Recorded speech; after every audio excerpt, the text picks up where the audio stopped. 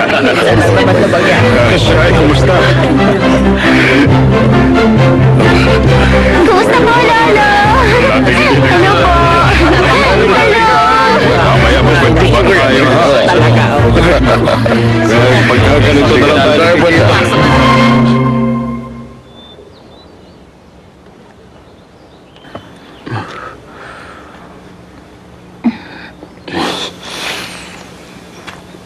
Lolo natin siya sa tuhod.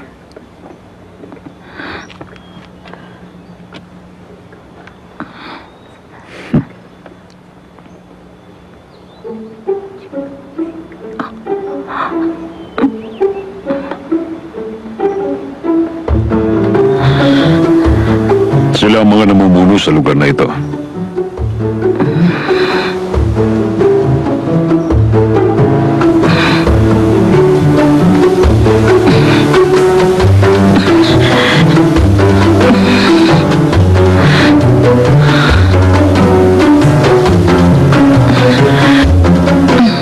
Siya ang tiya ng pangalawa kong pinsan.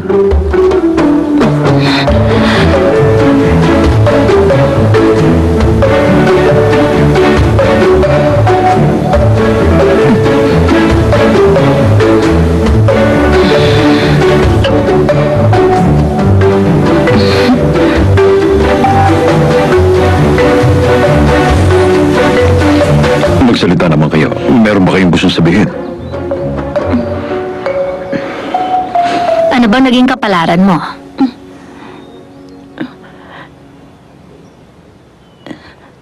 Ano?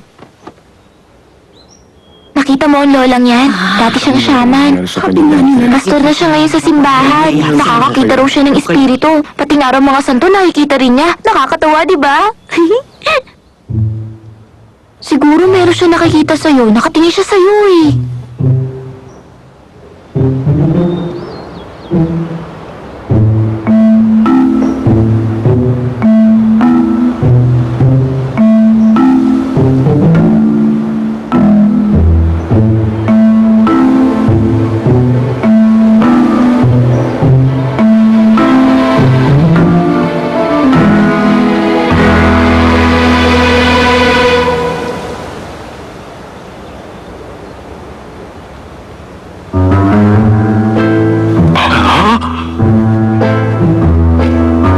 Nakita niyo, ngumiti siya.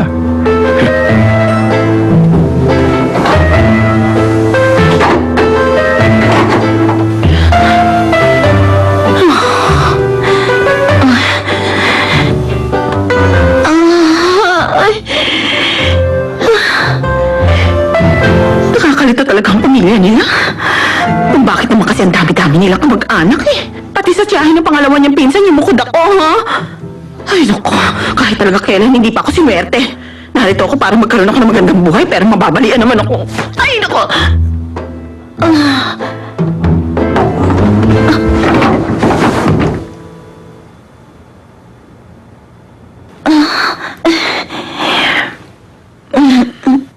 Nananakit kasi yung paa ko.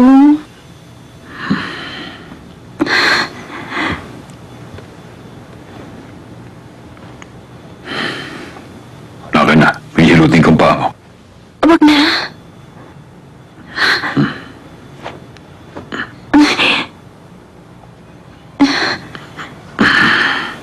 Alam mo ba, ngayon lang nangyari to.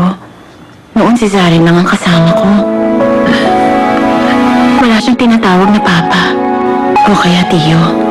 Kahit na isang tiya, wala siya. Wala siyang nakilalang ganung mga tao.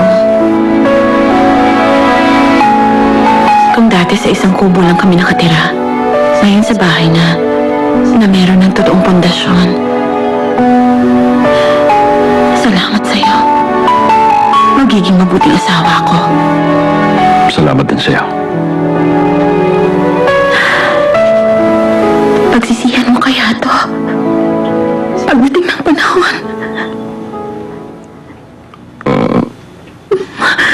Teka.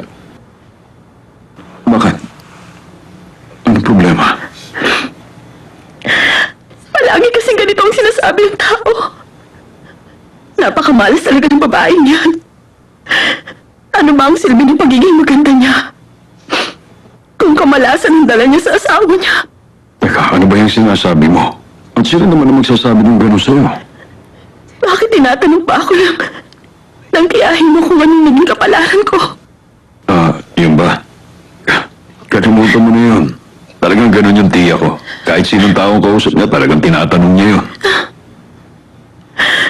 Sabihin mo na ngayon kung pagsisisihan mo itong ginawa mo. Total, wala pa naman tayong marriage license. Nalulungkot ako dahil naalala mo tungkol doon. Sa akin, hindi mo kailangan mag-isip ng gano'n.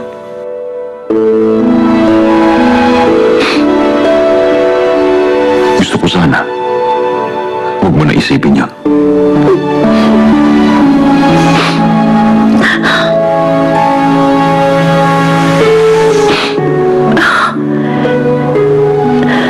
Masakit din tong isang paa ko. Ganun ba?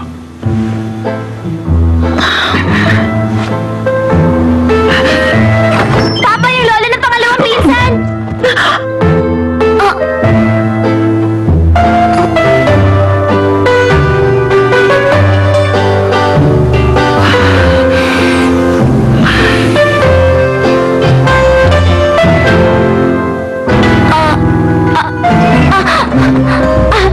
Ayos lang po ba kayo?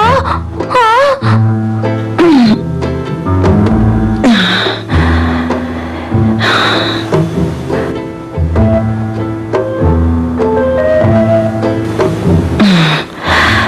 Sa tingin ko, tama lang siguro kung kakatok ka bago pumasok sa kwarto ng matatanda.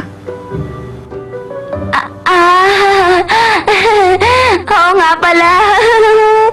Kahit minsan hindi ko pa nagawa yun. Sorry. Alam ko rin na mali talaga yung inasal ko.